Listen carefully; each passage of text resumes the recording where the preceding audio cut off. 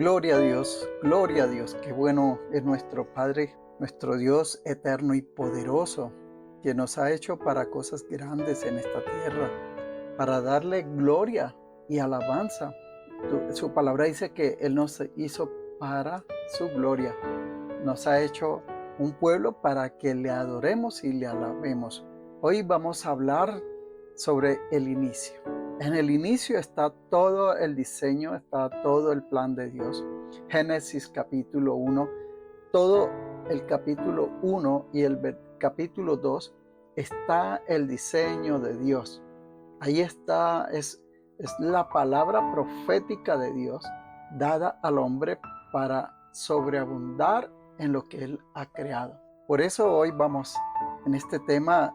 Siempre es un poquito extenso, pero vamos a pedirle a Dios la sabiduría para que nos enseñe, para que nos vuelva otra vez al origen en Cristo Jesús de Nazaret. Porque yo sé, y preste atención a esto, toda transformación externa es el resultado de un cambio interior. Lo de afuera no puede ser cambiado si previamente lo de adentro no es cambiado primero. Y podemos meditar esto en Romanos capítulo 12, versículo 2, dice: no os conforméis a este siglo, sino transformaos por medio de la renovación de vuestro entendimiento, para que comprobéis cuál sea la buena voluntad de Dios, que es agradable y perfecta. La buena voluntad de Dios. Estoy leyendo en la versión de Reina Valera del 60. Entonces, si nosotros cambiamos nuestra manera de pensar, pues por naturaleza vamos a cambiar nuestra manera de vivir. Jesús habló del poder de la verdad. Él dijo: conocerás la verdad y la verdad te hará libre. La verdad tiene un efecto, y es un efecto liberador. Génesis 1:26 vamos a leer, porque vamos a estar casi toda esta enseñanza en el capítulo 1 de Génesis. Y estamos meditando hoy a partir del versículo 26. Dice así el versículo 26: entonces dijo Dios: hagamos al hombre a nuestra imagen, conforme a nuestra semejanza, y señoree en los peces del mar, en las aves de los cielos, en las bestias, en toda la tierra y en todo animal que se arrastra sobre la tierra. Aquí vemos que este es el diseño del proyecto de Dios acerca del ser humano. Cuando comenzamos a estudiar las Escrituras, tenemos que hacernos una sola pregunta. Y esta pregunta es una enciclopedia de respuestas interminables e infinitas. Y esa pregunta es, número 1, ¿cuál es el propósito de Dios con la humanidad? Es la primera pregunta que nos hacemos.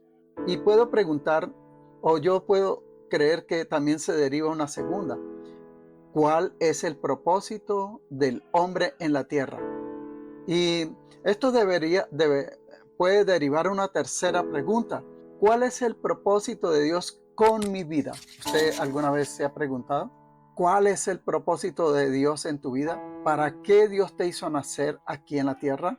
Dios no se mueve al azar. Dios tiene un propósito para mi vida. Albert Einstein lo dijo: Dios no juega a los dados. Dios es un Dios planificador, estructurado, y algo importante es que Dios es un Dios que piensa, un Dios que tiene propósitos, y Dios trabaja con diseños. Y estos diseños Dios se los comunica al hombre para que los ejecute en la tierra. Eso es lo que está hablando aquí Génesis 1:26. Dice que hagamos al hombre a nuestra imagen, dijo el Señor. Nuestra imagen. No es uno. Cuando Él dice nuestra imagen, está hablando con alguien más. Y yo creo firmemente que ahí estaba el Señor Jesucristo, ahí estaba el Espíritu Santo. Entonces Dios dice: conforme a nuestra imagen. conforme a nuestra semejanza. Diga conmigo, soy la imagen de Dios, porque es muy importante saber lo que somos. La palabra imagen es la palabra carácter. Carácter era un sello de hierro donde se imprimían documentos en la era antigua. Era como un sello para firmar. También era como un pedazo de hierro que se usaba para dibujar letras en la arcilla. Y yo lo he visto porque he trabajado en el campo, trabajé con ganado. También que se usaba una marca de hierro que se imprimía en los animales, una letra o dos letras que significaba puede ser el nombre del dueño de ese animal. Entonces, eso es un carácter. Dice que nosotros somos hechos a la imagen y conforme a la semejanza de nuestro Dios. Lo que Dios estaba diciendo o lo que Dios estaba haciendo en la creación y al crearnos es imprimir, es como si colocara el sello de Dios, la imagen de Dios el Padre, de Dios el Espíritu Santo, el original, al hombre, que es una extensión o es una identidad parecida o en su semejanza a nuestro Dios. Nosotros tenemos que hacernos una pregunta.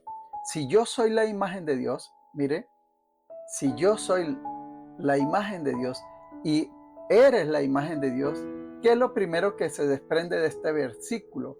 Vamos, léalo. Dice, hagamos al hombre a nuestra imagen. Y lo primero que viene es un punto y coma después de que él dice esto. Pero después de ese punto y coma dice, señoré. Vamos, diga, señoré. ¿Para qué Dios creó al hombre? Para señorear, señoré. Nosotros fuimos creados para que señoreemos, para que ejerzamos control. Y señorear es dominio. La imagen impresa dentro de ti te habilita o te da la habilidad, te da la facultad que así como Dios gobierna el universo, usted también gobierna en su microcosmo, su entorno. Dios imprimió su autoridad dentro de ti para gobernar. Y dijo en el versículo 26, señoré sobre todos los peces del mar. Mire en lo cual tú te enseñoreas. Sobre los peces del mar, las aves de los cielos, en las bestias de la tierra. Aquí Dios habla de las tres cosas que rigen este planeta: cielo, mar y tierra. Dios te ha dado autoridad y poder sobre lo creado por Dios. Pero sabemos, y esto es muy importante y lo vamos a ver más adelante, que todo esto que Dios hizo en el principio, el hombre lo perdió por causa de la desobediencia. Y ya vamos a ver esto más adelante. ¿Por qué el hombre perdió esto? Pero también lo glorioso es ahora que en Cristo nosotros hemos sido rescatados, hemos sido nuevamente a tener todo este poder, toda esta creación de Dios, su poder, su autoridad en nosotros a través de Cristo Jesús, que lo podemos ver más adelante. Hablaremos bien de todo este tema. Entonces, ¿para qué fuimos creados? ¿Para qué fuimos creados? Fuimos creados para señorear. Entonces, todo lo que se oponga al señorío de Dios, eso no es de Dios. Todo lo que se oponga al señorío no es de Dios. Por ejemplo, la enfermedad no es de Dios. La enfermedad disminuye la capacidad de gobierno. La pobreza no es de Dios. La deuda no es de Dios. La ruina no es de Dios. ¿Por qué no es de Dios? Pues porque hay un plan original y lo estamos viendo en Génesis. Y es tan importante que lo entendamos porque este tema, lo que está queriendo hoy Dios enseñarnos es que tenemos urgentemente que volver al origen. Y solo se puede volver al origen a través de Cristo Jesús. Porque Dice el Señor, Efesios 2:10, que en Él fuimos creados. ¿En quién? En Cristo. Fuimos creados para andar en buenas obras, las que Él preparó de antemano. O sea, estas buenas obras que Dios había preparado, que Dios había hecho antes, antes de la creación, ya las tenía preparadas para después que te crearan a ti, tú lo pudieras disfrutar. Esto es lo que Dios quiere, lo que Dios necesita, que tú conozcas y entiendas que hay un plan original, hay una maqueta original, y la maqueta original tiene una palabra que se llama gobierno, se llama dominio, se llama control, se llama ser cabeza, no ser cola. Deuteronomio 28:13, Dios establece que serás cabeza y no cola, y estarás solamente por encima y no por debajo. Entonces, Dios necesita establecer su propósito de lo creado en la tierra. En el segundo versículo que vamos a meditar es en el versículo 28. Dice, y los bendijo Dios y le dijo, fructificaos y multiplicaos, llenad la tierra y sojuzgarla y señoread en los peces del mar, en las aves de los cielos y en todas las bestias que se mueven sobre la tierra. Este es el versículo 28. Esta palabra es fundamental y es la palabra bendición. Mire acá. Dice, y los bendijo Dios. Los bendijo Dios. Versículo 28. Los bendijo Dios. El libro de Proverbios 10:22 dice, la bendición de Jehová es la que enriquece y no añade tristeza con ella. Quiero que lo repita. ¿Cuál es la bendición del Señor? Según Proverbios 10:22. ¿Cuál es la bendición del Dios Todopoderoso sobre tu vida? La bendición del Dios Eterno enriquece, y esa bendición no añade tristeza con ella. Ahí lo está diciendo el proverbista que nos está hablando hoy en el versículo 22. Ahora, miremos esto.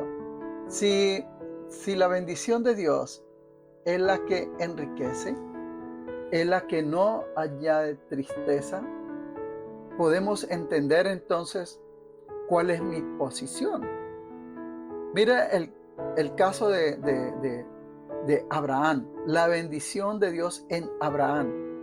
En el caso abrahámico, que esa palabra bendición es el pacto que Dios hizo con Abraham, el pacto de la bendición. Génesis 17 del 4 al 9, ahí estamos, vamos a leerlo. Génesis 17, un momentito que tengo que buscarlo. Dice, he aquí mi pacto está contigo, y serás padre de muchedumbre de gentes, y no se llamará más tu nombre Abraham, sino que será tu nombre Abraham, porque te he puesto por padre de muchedumbres de gente, y te multiplicaré, y te multiplicaré en gran manera, y haré naciones de ti, y reyes saldrán de ti, y estableceré mi pacto entre mí y ti, tu descendencia después de ti en sus generaciones, por pacto perpetuo, para ser tu Dios y el Dios de tu descendencia después de ti. Y te daré a ti tu descendencia, y te daré a ti y a tu descendencia después de ti la tierra en que moras, toda la tierra de Canaán en heredad perpetua, y seré el Dios de ellos. Esto está en Génesis capítulo 17 del 4 al 9. Vemos cómo se transmuta en Isaac a Jacob la bendición, y ahora cómo Cristo viene a ser la simiente con la cual nos conectamos con el tronco genealógico de la bendición. Y todas las bendiciones impartidas por Dios en Abraham, usted y yo somos herederos de la promesa. Si Abraham fue próspero, pues obvio que por naturaleza yo voy a ser próspero. Si Abraham fue guerrero y yo puedo ser guerrero. Si Abraham caminó por fe, yo camino por fe. Abraham pudo oír a Dios, yo puedo oír a Dios ahora a través de Cristo por el Espíritu Santo que Él ha enviado. Porque somos bendición o somos bendecidos al mismo nivel y al mismo derecho del Padre Abraham. Porque a través de Jesús, mire, somos conectados, a través de Cristo somos conectados al tronco que es nuestro Padre Abraham, a la raíz que es nuestro Padre Abraham. Romanos 11, capítulo, Romanos capítulo 11, versículo 18 lo está diciendo. Allí el apóstol Pablo dice que nosotros fuimos injertados en el buen olivo. Nosotros que éramos olivos silvestres, o sea, no teníamos parte con Israel. Éramos gentiles, no conocíamos de sus mandamientos, de sus leyes. Pero ahora Cristo nos encuentra, Dios, o mejor, Dios nos lleva a Cristo y nos hace, el Señor a través de la cruz, nos hace morir a ese viejo hombre, que era lo que quería explicar en Génesis 1. Nos hace morir al viejo hombre adánico, el hombre que rompió las leyes de Dios, que aceptó la ley de la serpiente, que comieron de aquello que Dios le dijo que no comieran y aceptaron la voz de la serpiente, por la cual cayeron en maldición, porque la tierra fue maldita por causa de la desobediencia del hombre, y Satanás desde entonces tomó el dominio sobre el hombre, lo esclavizó a su sabiduría mentirosa y engañadora y lo hizo pecador, y por naturaleza el hombre sin Dios pues muere y se vuelve en sí mismo como un Dios, porque toma sus propias decisiones, hace lo que quiere y es independiente. Ese es el hombre adánico, es el hombre pecaminoso. Pero ahora en Cristo, mira, la obra de Cristo, el Señor se hace hombre y luego nos redime, luego nos llama a Él. El Dios Todopoderoso tan glorioso nos lleva a Cristo para que muramos en Él, porque este es el Evangelio. Todo ser humano, todos los gentiles, toda esta raza humana que escuche la palabra de Dios, el objetivo es que Dios lo lleva a Cristo, para que luego Cristo lo lleve a la cruz y allí hacerlo morir en esa criatura adánica en la cruz, a estos pecados, a esta maldición que fue dada en la cruz del Calvario por causa de la desobediencia, la terrible desobediencia que es haber aceptado la voz de Satanás, haber aceptado los planes del diablo, la voz engañosa del diablo, y haber rechazado a Dios, porque ellos rechazaron la voz de Dios y aceptaron la voz de la serpiente. ¿Y qué les dio el diablo? El diablo los engañó, porque él le dijo que serían como Dios. Imagínate, serían como Dios. ¿Cómo se le ocurre esta mentira? Y los engañó. Pero ¿qué les dio? Les dio ahora que su inocencia se quebrantó, porque el hombre era inocente. Su inocencia fue rota y ahora entonces aceptaron el engaño y la mentira del diablo. Pero lo bueno es que el Señor, a través de Cristo, dice que en Romanos 11, 18, que fuimos injertados. Mira, Cristo nos toma. Él da su sangre preciosa, que es la vida, nos da su vida cuando nos mata en la cruz. Nosotros morimos a este viejo hombre pecaminoso y por fe ahora resucitamos en Cristo. Somos nuevas criaturas, dice Efesios 2:10, que ahora fuimos creados en Él. Nacemos de nuevo en Cristo, y Él, ¿qué hace? Nos toma, pero Él luego llega y toma todo Israel, Jesús, y nos injerta en ese nuevo hombre que se llama Jesucristo. Tanto el Israel de la promesa de la ley, aquellos que creyeron en Él, lo toma. Todo Israel que cree en el Señor lo toma y coge los gentiles que creen en Él, nosotros, y nos injerta en esa promesa. Nos injerta en el Dios vivo a través de Cristo.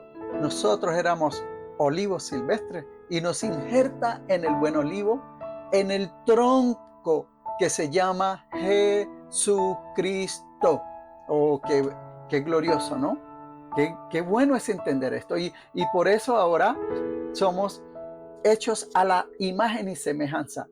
Nosotros no somos del primer Adán, somos del segundo Adán, que es Cristo. Mira, porque el primer Adán murió. Todos morimos ahí en el pecado y estamos destituidos de la gloria de Dios. Pero ahora en este nuevo Adán que es Cristo, en el segundo Adán que es Cristo, que viene y toma nuestros pecados en la cruz, ahora Él nos toma, nos injerta en Él. Ahora somos de Él. Mejor dicho, nosotros estamos muertos a esta carne, a esta naturaleza, pero vivos en nuestro espíritu para la gloria del Señor. Qué bendición, ¿no? Gloria a Dios. Yo puedo darle un aplauso a mi Rey todas las veces que yo leo y entiendo esto, que ahora pertenezco a Cristo y que soy una nueva criatura en Él, pero que somos de la nueva Jerusalén creados en Cristo.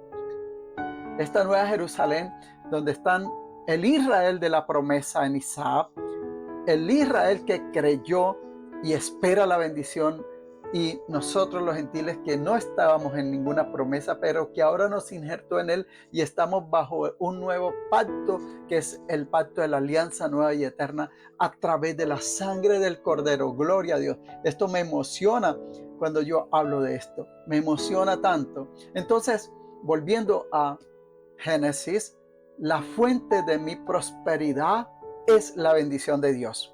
Sí, entendieron esto, porque fuimos bendecidos en Génesis 1:28, fuimos bendecidos por mi Padre y ahora en Cristo. Efesios 1 dice que ahora nos ha bendecido con toda bendición espiritual en los lugares celestiales en Cristo Jesús. Qué bendiciones toda esta maravilla, toda esta revelación de la palabra. Nos gozamos en esto tan glorioso, tan hermoso. Ahora somos bendecidos. Entonces, la fuente de mi prosperidad, ¿de dónde viene? La fuente de mi prosperidad es la bendición de Dios. Dios es el que nos bendice. Por eso mire lo que dice aquí, a la manera de bendecir. Bendecir, o sea, está diciendo nuestro Dios. La palabra bendecir es una palabra que dice así. La vamos a desglosar. Bendecir está dividida en dos. Ben, que es bueno, la palabra ben es bueno. Decir es edición, es una palabra buena que se dice, pero que nace de la boca de Dios. Sí, lo voy a repetir porque aquí me enredé un poquito, pero es ben, que es bueno, decir, que es igual a dición, o sea, decir, dición. Bueno, decir lo bueno. Es una palabra buena que se dice, es una palabra buena que se dice, pero que nace ¿de dónde? De la boca de Dios. La bendición nace de la boca de Dios. Por eso es que cuando Él nos bendice, estamos recibiendo lo que sale de su boca. En el capítulo 1 del versículo 28 nos dice, y los bendijo Dios. ¿Cómo los bendice Dios? Pues es una palabra verbalizada. Quiere decir que la fuente de mi bendición es una palabra que sale, lo repito y lo repito, sale de la boca de Dios. Por eso, oír la palabra de Dios, mire, pensar la palabra de Dios, creer la palabra de Dios, hablar la palabra de Dios, actuar en la palabra de Dios. Esto es lo que un cristiano tiene que hacer. Número 1, oír la palabra de Dios. La fe viene por oír. Escuche lo que Dios dice. Mira, y esto es tan interesante que es importante que tú leas la palabra. No lo que yo digo, sino lo que dice Dios. Yo estoy llevándote a la palabra, a que tú leas la palabra, a que tú leas las escrituras, que las tome, que las haga tuya, porque acuérdate que lo que está escrito es lo que Dios ha dicho. Entonces, oír la palabra. La fe viene por el oír la palabra. Segundo, es pensar en la palabra. Que todo lo que tu mente tenga, saque todo eso negativo, saque toda aquella cosa que no es de Dios y piense en la palabra. Número 3, cree la palabra. Porque si yo la escucho, si yo la pienso y no creo, pues es muy complicado. Es creer. Y número 3, todas estas 4 cosas, oír, pensar, creer, estas 3 cosas nos lleva a hablar la palabra. Pero después de que nosotros hablemos, también estamos actuando en la palabra. Se lo voy a volver a decir porque me gusta esta porción que le estoy enseñando. Esta palabra de Dios es poderosa. Porque esta palabra, cuando tú la creas, va a cambiar tu vida, tu entorno, tu manera de pensar, tu manera de ver, va a cambiar tu manera de vivir. Entonces, oír la palabra. La fe viene por el oír y el oír la palabra. Pensar en la palabra es tener los pensamientos de Dios. Es creer la palabra. Es hablar la palabra y es actuar en la palabra. Dice, y los bendijo Dios diciendo, o sea, quiere decir que la bendición de Dios está encapsulada en cada palabra que Él ha dicho. Los bendijo Dios. Acuérdate, los bendijo Dios. Es una palabra encapsulada que tiene poder. Cada palabra que sale de Dios tiene como una dinamita, un poder de hacer aquello que Él ha dicho. Y los bendijo y les dijo, fructificaos y multiplicaos. Si usted, no sé si ha vivido en el campo alguna vez, pero si usted analiza el campo, te vas a dar cuenta que cuando usted va a sembrar, cada semilla que tú tienes, un grano de maíz, por ejemplo, usted lo va a sembrar, tú ya sabes, lo sabes porque sabe que ese grano de maíz que dio una mata que se sembró y luego dio la semilla, esa semilla, ese grano, tú lo sabes por naturaleza. Eso no es difícil para ti entender que ese grano, si lo siembras, va a nacer una planta y esa planta te va a dar muchas semillas. Eso es algo natural. Entonces, así debe de ser la palabra de Dios en ti, algo natural, que si Él ha dicho, que si tú oyes la palabra, que si tú crees la palabra, que si tú piensas en la palabra, que si tú hablas en la palabra y actúas en esa palabra que Dios ha dicho, entonces va a tener el resultado por la cual ha creído. Y aquí dice, fructificados, multiplicados. La bendición de Dios no es la ruina. Aquí dice que la bendición de Dios le fue impartida para fructificar. La palabra fructificar está en toda la Biblia. Es una palabra antiesterilidad. La Biblia habla de 6 mujeres estériles. Ana fue estéril, no tenía hijos y clamó a Dios y Dios le dio a Samuel. Recuerda, en 1 Samuel. Sara, la esposa del patriarca, era estéril y Dios le dio a Isaac. Mira, era estéril, no tenía hijos, pero Dios le había dado una promesa, una palabra, y esa palabra quitó la esterilidad de Sara. Cuando Abraham creyó, dice que él creyó en esperanza contra esperanza y Dios le dio a Isaac. Rebeca es estéril y Dios le dio a Jacob y a Esaú. Recuerda, Rebeca era la esposa de Isaac. Raquel, que es la amada esposa de Jacob, Dios le dio a Benjamín y a José. Entonces vemos como aquí es muy importante. Y hay algo interesante aquí, y es que se llaman tiempos paralelos. Fíjate, Dios da una palabra aquí. Y vamos a prestarle atención acá porque esto es tan importante para usted que escucha, que necesita crecer, que necesita entender, que necesita despejar la mente de pronto de aquellas cosas que no están funcionando. Mira esto.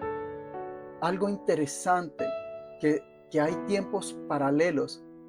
Y esto hay que entenderlo para que no nos confundamos cuando estemos pasando por esos momentos. Dice, Dios te da en esta línea aquí una palabra de bendición. La palabra de bendición de fructificar. A Abraham le dice, mira las estrellas del cielo, mira la arena, así será tu descendencia. Millares de multitudes. Y esto es una palabra que te bendice, pero hay un paralelo. Sara era estéril. Isaac hereda la promesa de bendición de su padre, que sería padre de multitudes, pero Rebeca era estéril. Y Jacob hereda la palabra de bendición de Abraham, su abuelo, de su papá Isaac. Pero la mujer de Jacob, que él más ama, era estéril.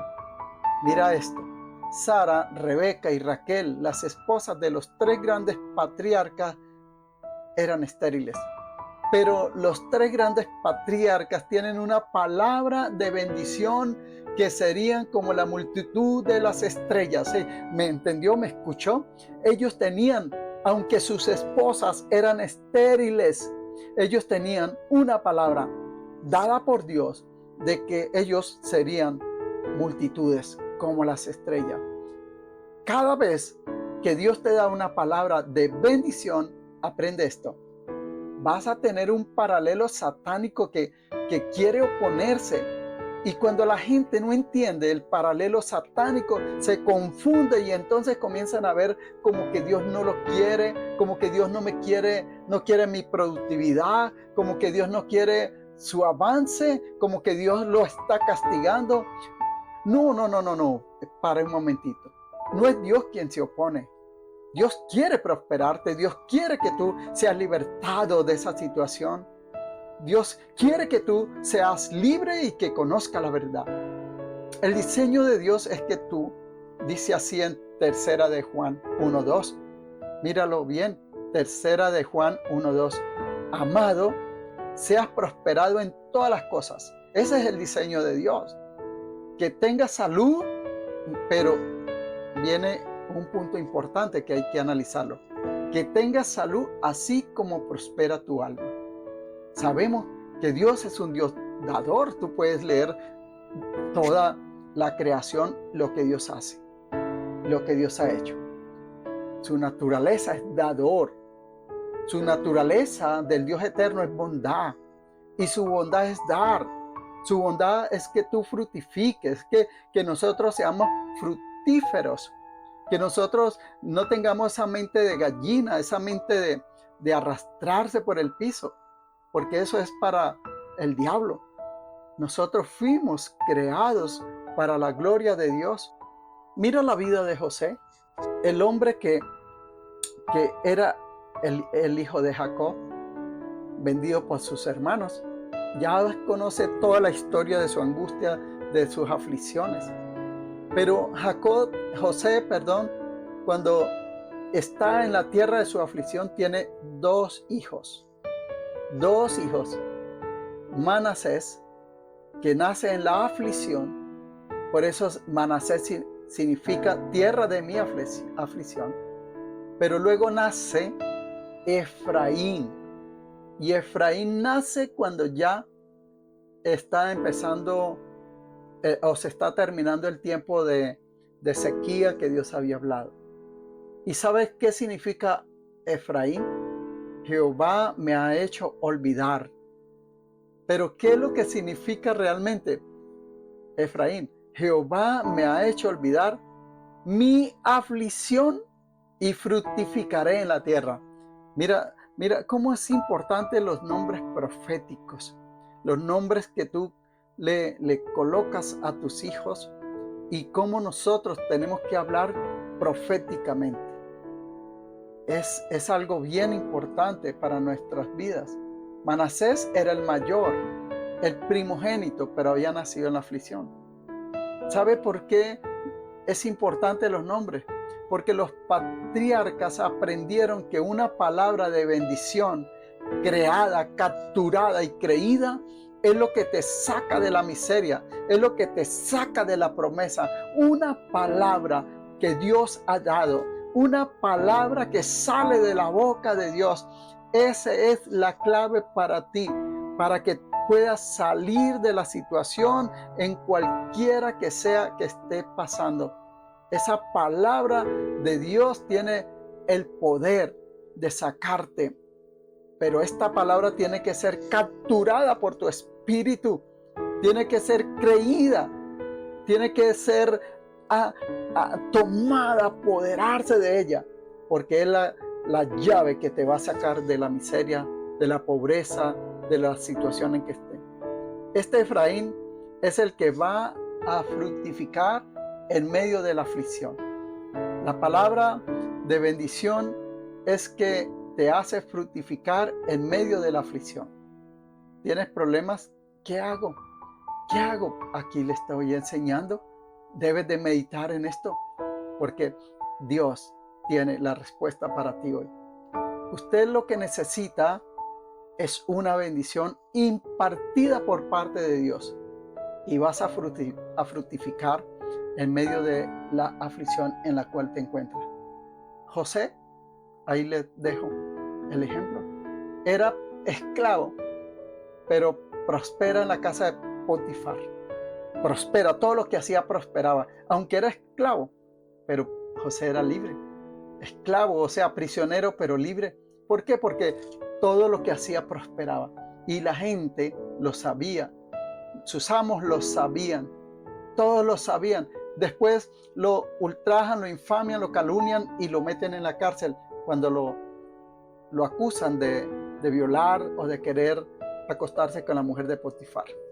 Lo llevan a la cárcel, prisionero ahora en barrotes.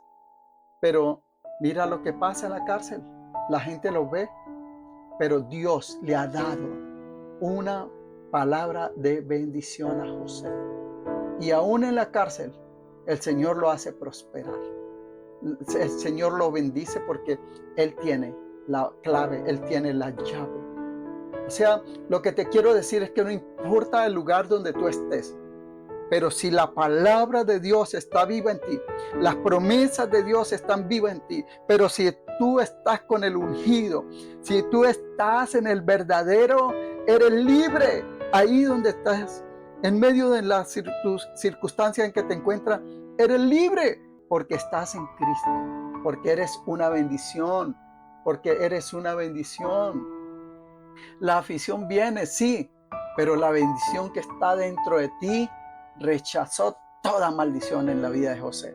La bendición de Dios que está en ti tiene el poder de rechazar toda maldición, como quiera que sea en tu vida. Escuche, la bendición que está en ti, porque Efesios 2:1 dice que en Él fuimos bendecidos en los lugares celestiales, y esta bendición que Dios ha puesto en ti, que es Cristo Jesús, destruye cualquier barrote, cualquier circunstancia negativa, por más fea que esté.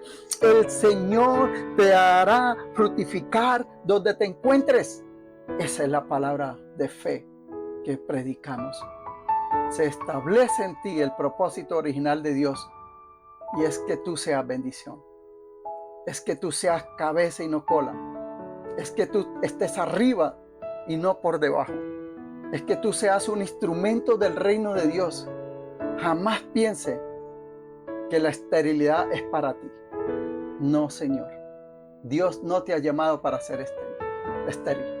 Puedes romperla en el nombre de Jesús si cree hoy a la palabra de Dios. Usted es un padre de multitud. Usted tiene que profetizar lo que Dios es en ti. Tú tienes que empezar a ver la gloria de Dios en ti. Mírame, José estaba prisionero, pero él sabía que su Dios estaba con él. Y nunca se arrodilló ante los faraones, nunca, ni Daniel tampoco, en medio de un pueblo impío y pagano. Daniel ni José se arrodillaron ante las imágenes ni ante un hombre. Ellos preferían morir porque ellos sabían que su Dios era real. Su Dios es verdad. Él está aquí. Y esto es lo que yo quiero decirte. Nuestro Dios es real. Nuestro Dios está con nosotros, aunque estemos en el horno de fuego o aunque estemos en los valles de soledad o en los momentos más críticos de aflicción. Créame que Dios tiene el control sobre ti porque eres una bendición. En el tercer lugar, vemos el versículo 29. Dice así, versículo 29. Y dice en el versículo 29, y dijo Dios, mire, ¿y qué? Dijo Dios, otra vez Dios está hablando. He aquí que os he dado toda planta que da semilla, que está sobre toda la tierra, y todo árbol en que hay fruto y que da semilla, os serán para comer. Y toda bestia de la tierra, y a todas las aves de los cielos, y a todo lo que se arrastra sobre la tierra, en que hay vida, toda planta verde le será para comer. Y fue así. Y vio Dios, oiga lo que dice, vio Dios todo lo que había hecho, y aquí era bueno en gran manera, y fue la tarde y la mañana en el día 6. Lo que Dios nos está hablando aquí en este versículo, como el punto 3, es que está hablando de la semilla. ¿Sabe lo que significa la semilla? En griego significa semen. O sea, la semilla es esperma o es semen, como le llaman. Eso es una semilla. Entonces, el cuarto fundamento que vemos aquí en el versículo 31, léalo, de lo que estamos hablando, dice Dios, y vio Dios todo lo que había hecho, y era bueno. Versículo 31, no, en el versículo 31, y vio Dios todo lo que había hecho, y aquí que era bueno en gran manera, y fue la tarde y la mañana el día 6. O sea, vio Dios que era bueno. Y me gusta cómo Dios ve. ¿Sabe? Usted y yo, mis amados, tenemos que aprender a ver como Dios ve. Y vio Dios que todo lo que había hecho era bueno. Dios no hace nada malo, todo es bueno. Y bueno en gran manera. Tú tienes que tener una visión positiva de la vida. Tú tienes que ver a través de la fe, a través de los ojos de Dios, a través de Cristo Jesús, que Él no va a hablar negativa. En Él no hay duda, en Él no hay escasez, porque Él es el que creó todo. Toda persona que va a prosperar tiene que tener una visión profética de la vida. Prosperar, no estoy hablando de tener las mejores casas, las riquezas grandes en oro, plata, no. La prosperidad tiene que ver con la vida, con la paz, con la sanidad, con tener la cabeza en alto, con vivir una vida de victoria. Ser próspero es una persona sabia que no se doblega ante las circunstancias. Es en todo lo que va a hacer prospera. No te confundas con el proceso. Siempre ve el final. Y esto se lo voy a repetir. No te confundas con el proceso. Siempre ve el final. Dios, cuando llamó a Israel, le dice que lo sacó de la tierra de hierro, de esclavitud, y lo llevó a la tierra que fluye leche y miel. Pero Dios nunca les dijo el proceso que tenían que caminar. Dios nunca le dijo que habían filisteos, que habían amorreos, que habían enemigos que eran más mayores y más numerosos que ellos y más poderosos que ellos. Siempre Dios te va a animar colocándote la meta final, mostrándote el resultado final. Siempre te va a mostrar es lo que es Él y a dónde vas a estar. Pero hay un proceso. Siempre hay un proceso el cual vas a tener que pasar. Jesús murió en la cruz porque Él sabía que resucitaría. Por eso murió en la cruz. Él sabía que iba a resucitar y que traería con su muerte y su resurrección a millones a la salvación. Hay personas que en el proceso de la vida se confunden y se desaniman Cuando ven los problemas en el hogar, en el trabajo, en la economía, desisten, no persisten. Usted tiene que tener una óptica como Dios ve. Recuerda, la fe es eso. La fe es ver lo que Dios es andar en lo que Dios es caminar en lo que Él es. Hay gente que vive diciendo, ay, me persigue la maldición, ay, es que yo soy pobre, ay, es que yo no puedo. No, no, no. Usted tiene que ver como Dios ve. Usted tiene que andar en esa fe. Donde usted llega, los demonios tienen que salir, los demonios tienen que huir. Usted es un ungido, recuérdalo. Todos nosotros somos ungidos porque el ungido vive en mí. ¿Sabe lo que significa el Mesías? Él es el ungido, la unción, el poder de Dios está en nosotros, que es Cristo Jesús. Tenemos que estar en el ungido. Vivir en medio del conflicto es estar seguro que el poder de Dios destruirá todo aquello que es negativo. Y escúcheme, eres una bendición. La prosperidad está dentro de ti.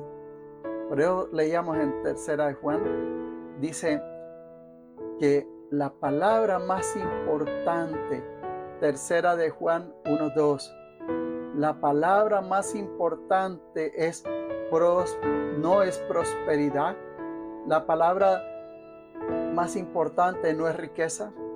La palabra más importante en todo, si tú lees 3 de Juan o leas de 1, 2 y 3 de Juan, vas a encontrar que la palabra más importante es la verdad. La verdad. Se repite muchas veces, más de 9 veces, la palabra la verdad. La verdad. ¿Por qué la verdad es tan importante? Porque la verdad es la que hace, mira esto, una reprogramación neurolingüística. O sea, reprograma, saca las ideas confusas, saca las ideas de pobreza, de ruina y establece el diseño original de Dios, que es a través de Cristo Jesús. Leámoslo. Mire, dice, amado, yo deseo que seas prosperado en todas las cosas y que tengas salud, así como prospera mi alma. ¿Sí lo captaron? Así como prospera tu alma. Quiere decir que la prosperidad no es desde afuera. La prosperidad empieza adentro. La palabra alma es una palabra que es psiquis o psiqueus, que es la palabra que hace prosperar tu alma. La verdad te hace libre. La verdad es lo que te hace prosperar.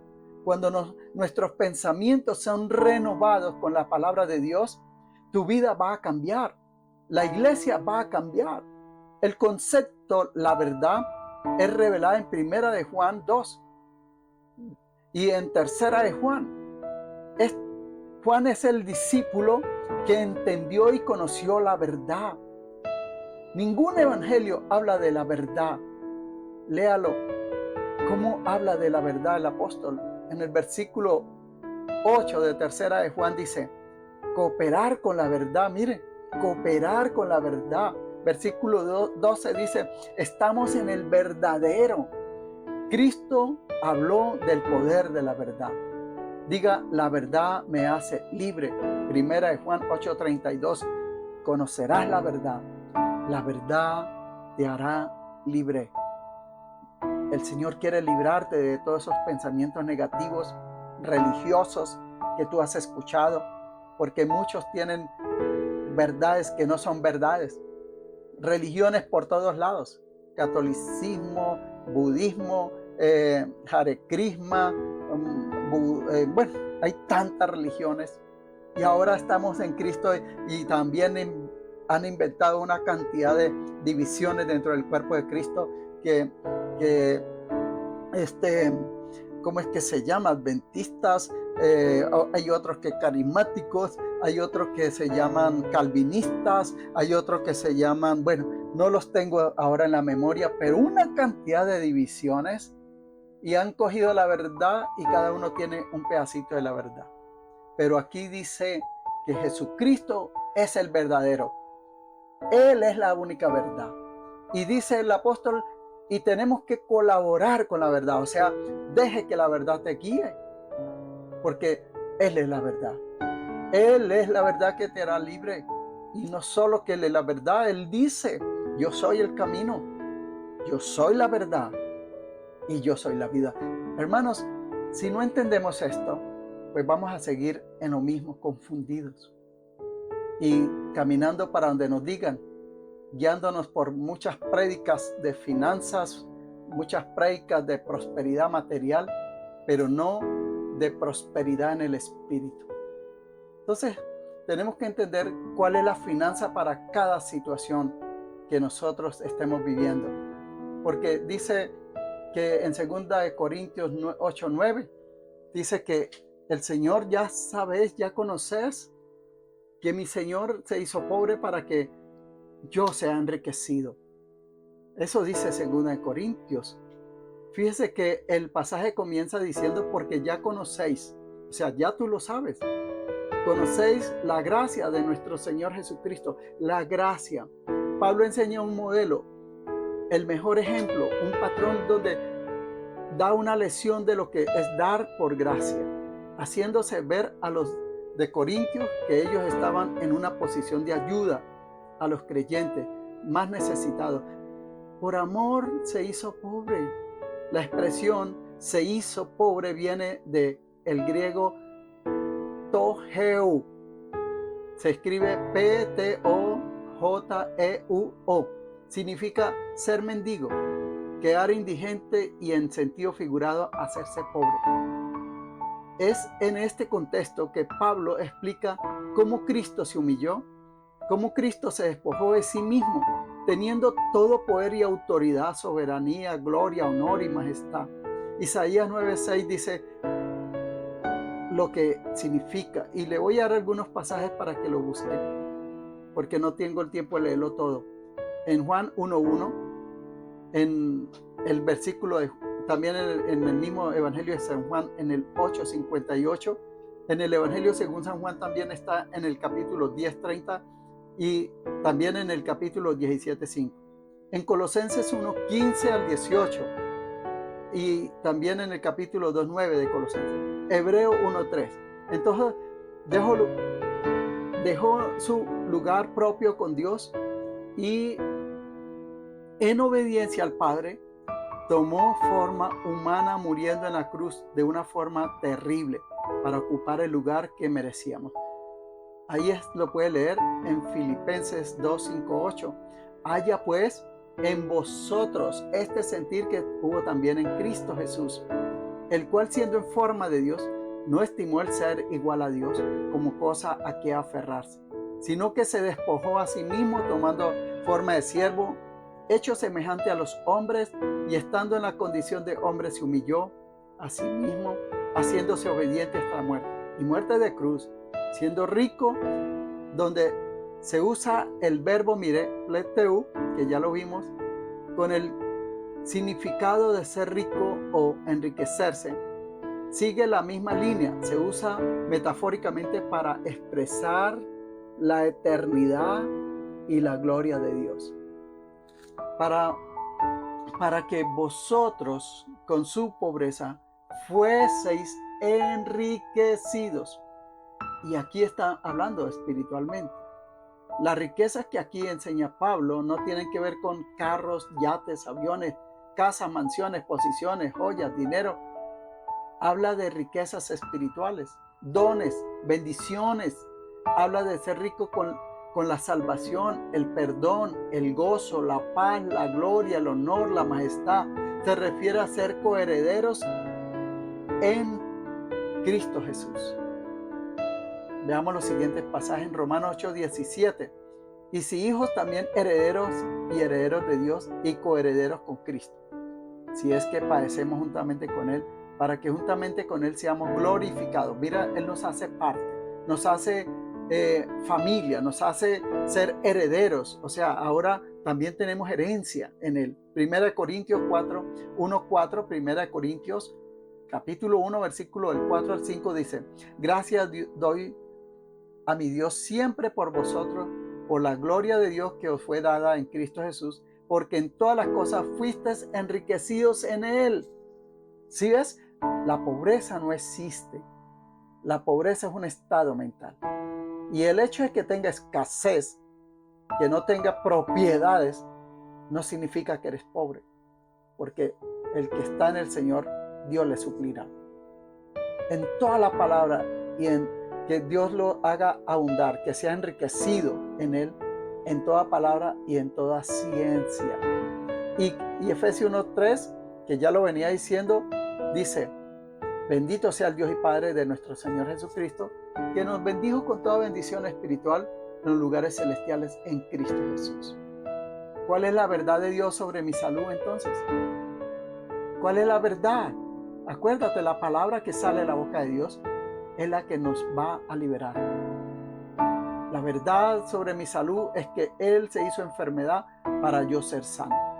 Isaías 53 lo dice: por sus llagas fuimos curados. ¿Cuál es la verdad de Dios sobre mi familia? Que mi casa y yo sirvamos al Dios eterno. ¿Cuál es la verdad de Dios sobre los demonios?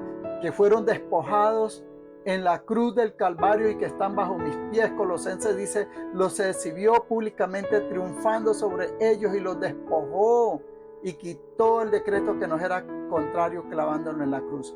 ¿Cuál es la verdad de Dios sobre Colombia? Colombia es tierra bendita. Colombia es faro de luz. Colombia es un faro profético de las naciones. ¿Sabe usted que Colombia fue bendecida por la palabra de Dios? ¿Usted entiende lo que significa Colombia? Pues mire, se le colocó el nombre de Colombia porque hubo un hombre, yo no sé, no lo conozco, pero un hombre llamado Cristóforos Colombo. El término Cristóforos significa faro de Cristo, la verdad que te hace libre.